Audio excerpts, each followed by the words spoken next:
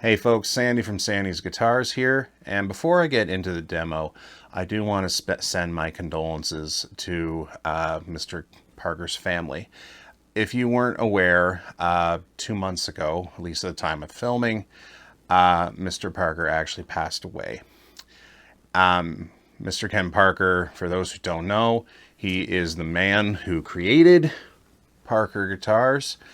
He had this line of guitars. He created the revolutionary Parker Fly, and frankly was a visionary in the guitar design world. I truly believe if you're making a list of the great luthiers, the people who contributed to the craft the most, he's right up there with Leo Fender, in my opinion. Okay, Ken Parker truly was a genius and created amazing innovations in the guitar world. I'm going to get into the demo soon, but I just wanted to send my condolences and rest in peace, Mr. Parker.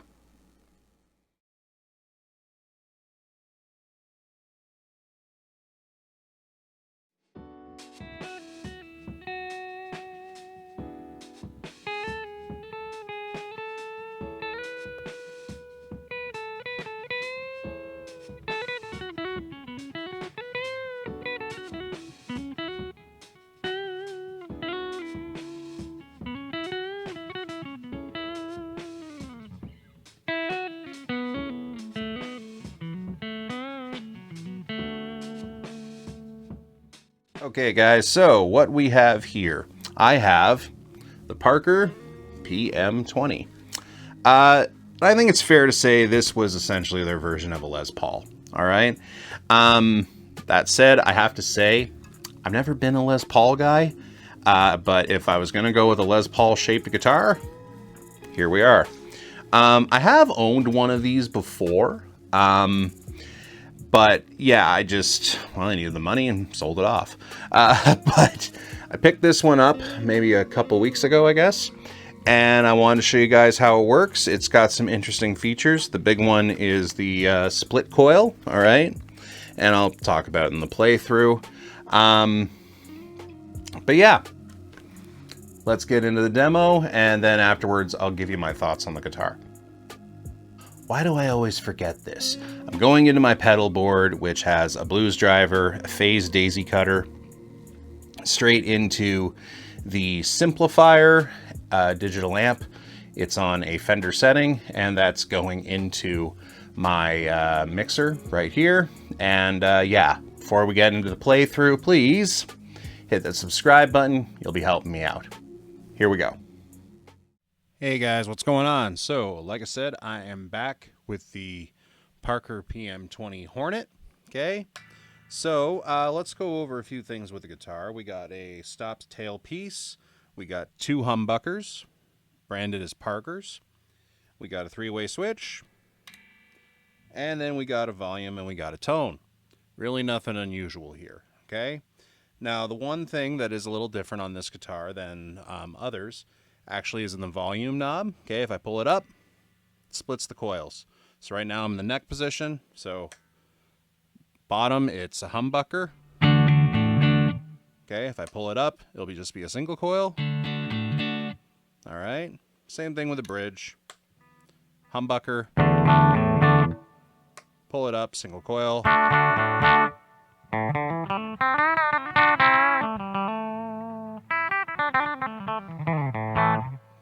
Does make the guitar pretty versatile, you know?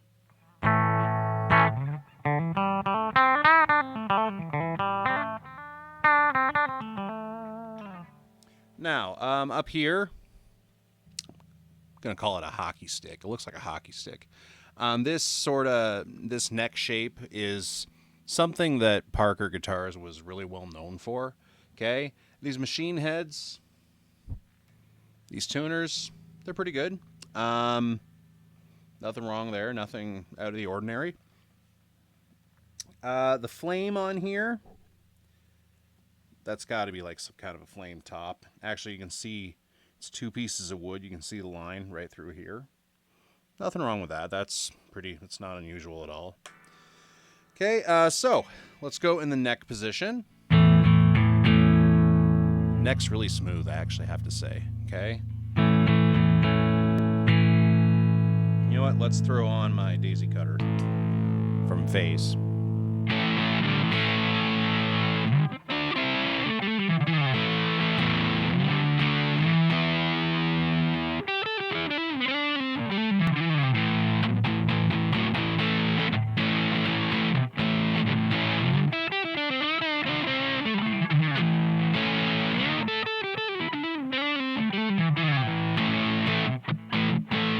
Very slick neck. Sorry.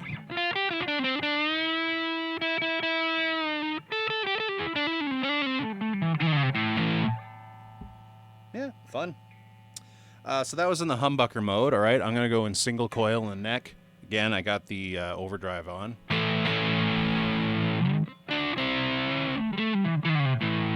Sounds a little bit thinner, right?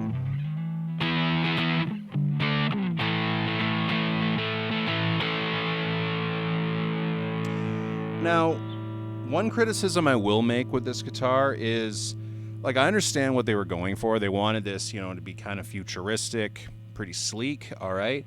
And there are dot inlays on the top, but I do wish there were at least like some dots or something.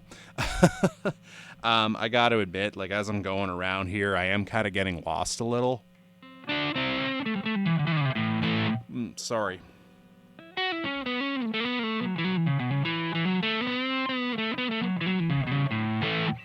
Doing this demo after working all day, so yeah, getting a little tired, but we're all good. Anyway,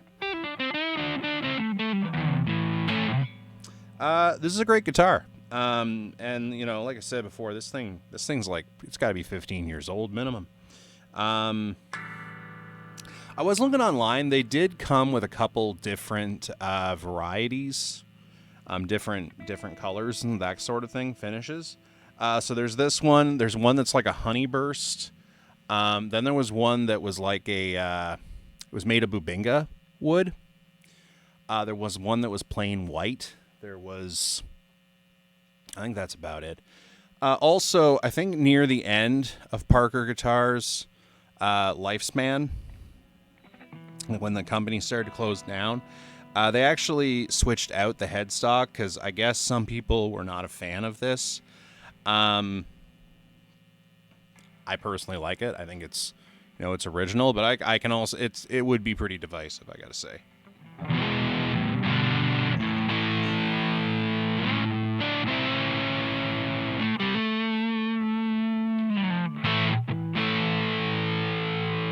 Probably gonna say this wrong, but there's like the edge here. That's I believe it's what's called a volute, something like that.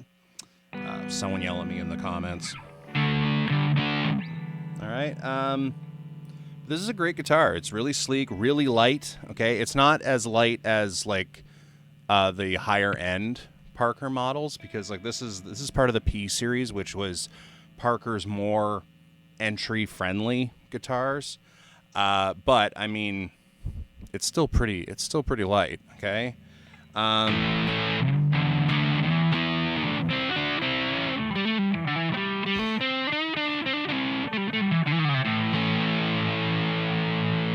No issues with upper fret access whatsoever. I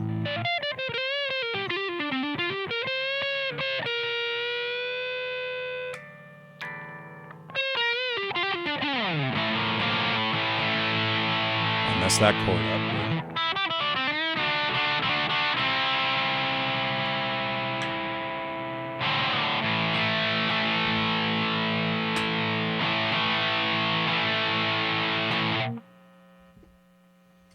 You know,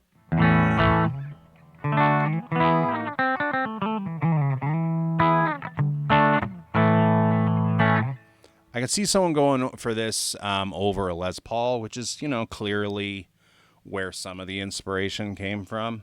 Okay. Carved top. Okay, there is a bit of a carve there. Belly cut on the back. Also a cut right where your hand is, right here. Okay, that part's been shaped a little bit, okay, for more comfort. Yeah.